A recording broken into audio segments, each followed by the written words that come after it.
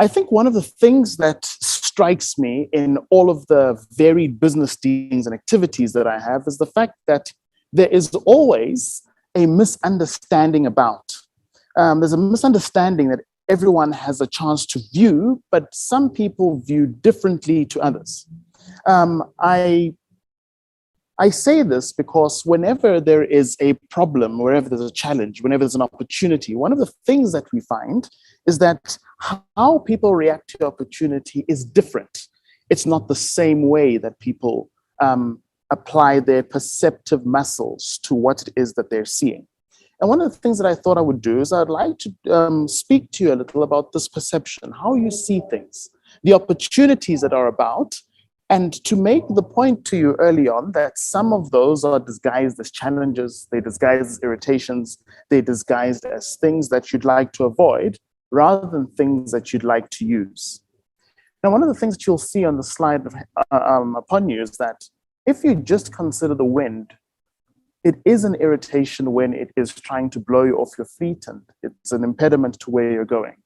But as we know today, so many people are using what people saw as an impediment, what they saw as a challenge to generate things such as electricity and for a variety of other uses.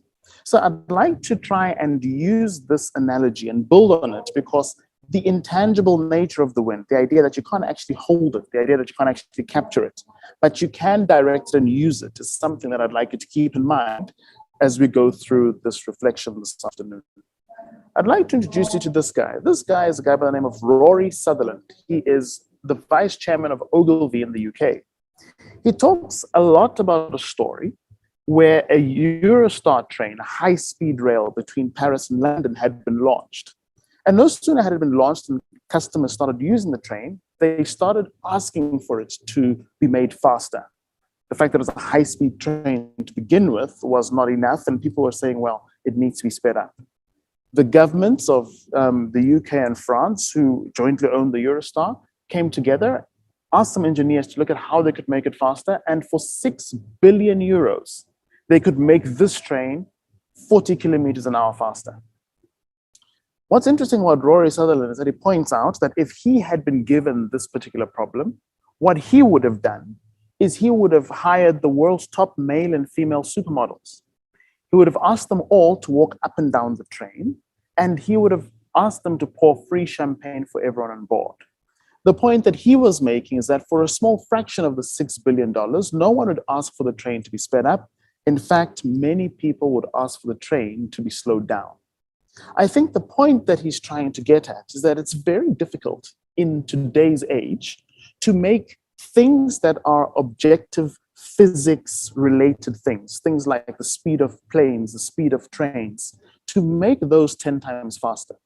But one of the things that he points out with the story is that it's quite easy to make the customer experience, the subjective experience, the experience that you can't bottle, the one that you can't hold, that you can make that 10 times better.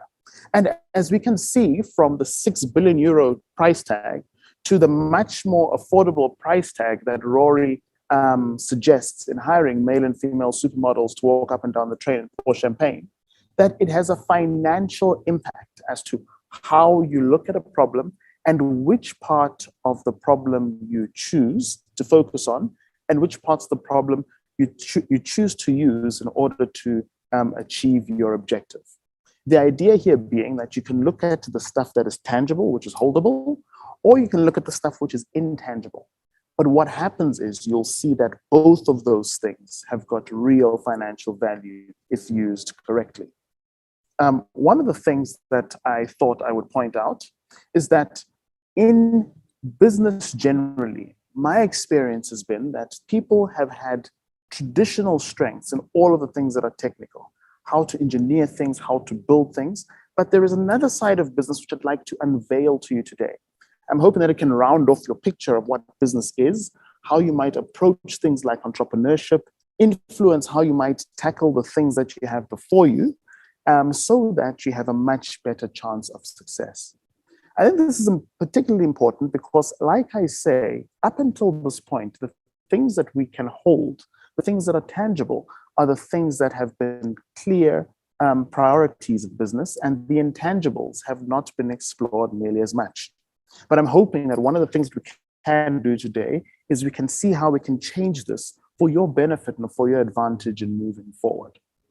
I'd like you to consider a couple of cases in business because I want to take this out of theory and to put it into a practical sense.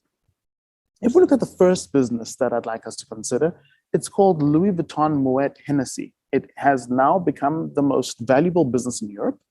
And what's interesting about it is that in 2022, it had a revenue of $79.2 billion and 21 billion in profit. And yet what's interesting about this company is that it sells all things that nobody needs.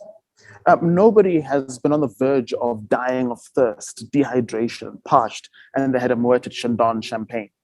Nobody carries their belongings in their hands walking into a Louis Vuitton handbag store. In fact, research tells us that people who buy Louis Vuitton handbags on average have 39 other bags. So it's quite interesting to look here and go, what's going on? What is it that's being sold here? Because it transcends the realm of need. It's beyond what people need to get through their day. And yet, Europe's most valuable company, something is going on here. I'd like you to put that aside for now because we're going to tie these together at the end, but I'd like you to consider a second business. Now, what's interesting about the second business is that in my city where I currently live, Pepsi, the Coca-Cola competitor, has a number of advertising billboards. And on those billboards, they tell people that in a blind taste test, Pepsi performs better than Coke. In other words, if you blindfold people, give them 2 colas and ask them which one tastes better, most of the time people choose Pepsi. However, as soon as the blindfold comes off, one of the things that you find is that more people choose Coca-Cola, regardless of what Pepsi tastes like. This is interesting. It's interesting.